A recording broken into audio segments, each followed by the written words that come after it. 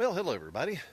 We are continuing our build of a canoe here this weekend, and after a long, sweaty and dusty afternoon, we have the pieces cut, and we're about to start assembling some things. Now, as I mentioned earlier, this process is going to be called stitch and glue. That's what the boat builders call it.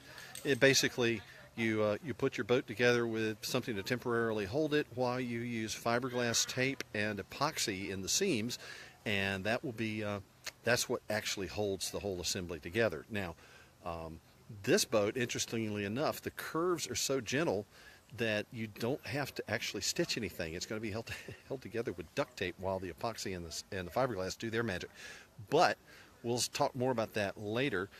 One other thing I did want to mention here is that I'm wearing the blue gloves because this epoxy will irritate your hands. We haven't started it yet. One thing I did want to mention, when you're cutting the things out, because the curves are so gradual on this design, we actually cut out all the curved pieces with a standard circular saw, a 7.5-inch circular saw. So it can be done, and that minimizes the number of tools that you need. Plus, when you're using a circular saw, the curves are going to be a lot smoother than if you're using a jigsaw or saber saw or some other tool like that. So I'm told this is a very forgiving method, and we'll find out for sure. Anyway, let me turn it around. Let me show you what we've got here. Okay, this is our makeshift assembly point for a 16-foot boat on an 8-foot plus a 6-foot table. And what we have here, we've got the two side pieces assembled here, just rough assembled, and then these two square pieces are what are called butt blocks. They're basically splices to go across the seam, and we are told that this will hold everything tight enough, and it will be perfectly flexible when it comes time to bend everything together. I guess we'll find out. But we've got it on a sheet of plastic here so that we don't glue the side pieces to the worktop. That's a good thing.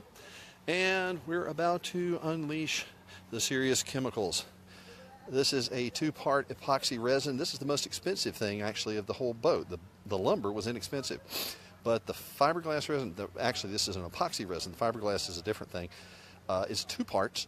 The one we bought is recommended by a lot of the boat builders. It's sold by a company called US Composite. That's, if you want to call that a plug, we'll call it that, but there's no affiliate code or no paid compensation for it. At any rate, this is supposed to be mixed up in a 2-to-1 ratio. So 2 ounces of resin, 1 ounce of hardener, and you've got about 30 to 45 minutes to work with this stuff before it gels up. So we'll see how it all goes now, all right? But we're about to do it, and of course, I've changed into a t-shirt and my bathing suit because as soon as we get this thing glued up, I'm going to hit the lake, okay? So we'll give you an update a little bit later, and hope to talk to you soon. Bye now.